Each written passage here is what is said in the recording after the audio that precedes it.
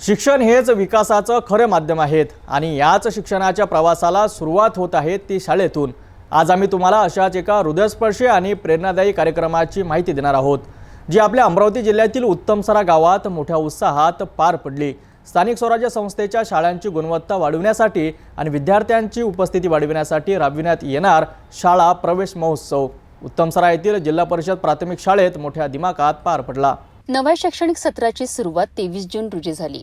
पहिल्यांदा शाळेचा उंबरठा ओलांडणाऱ्या चिमुकल्यांच्या स्वागताकरिता उत्तमसरा शाळेने जय्यत तयारी केली होती।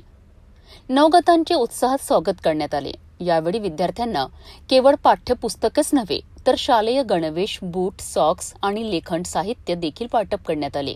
हा उपक्रम विद्यार्थ्यांच्या चेहऱ्यावर आनंद घेऊन आला। विशेष म्हणजे या कार्यक्रमात शालेय पोषण आहारांतर्गत विद्यार्थ्यांना रुचकर मसाला भात आणि लाडू देण्यात आले, ज्यामुळे त्यांचा उत्साह आणखी वाढला।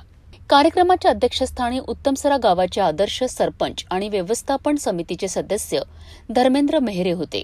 त्यांच्यासोबत शाळा व्यवस्थापन समितीचे अध्यक्ष रत्नदीप सवाई, उपाध्यक्ष प्रिया मानकर, पोलीस पाटील सचिन सवाई यांच्यासह अनेक मान्यवर उपस्थित होते। मान्यवरांच्या हस्ते क्रांतीज्योती सावित्रीबाई फुले यांच्या प्रतिमेचे पूजन करून हारार्पण करण्यात आले, जे स्त्री शिक्षणाचे महत्त्व अधोरेखित करते। उत्तमसरा शाळेतील शिक्षकांनी विद्यार्थ्यांकरिता एक अनोखा उपक्रम राबविला। त्यांनी दरवर्षीप्रमाणे यंदाही आपल्या स्वखर्चाने सर्व विद्यार्थ्यांना नोटबुक, पेन्सिलसह आवश्यक लेखन साहित्याचे वाटप केलेत। त्यांच्या या उपक्रमाचे सरपंच महेंद्र मेहरे यांनी गौरव उद्गार काढून कौतुक केलेत।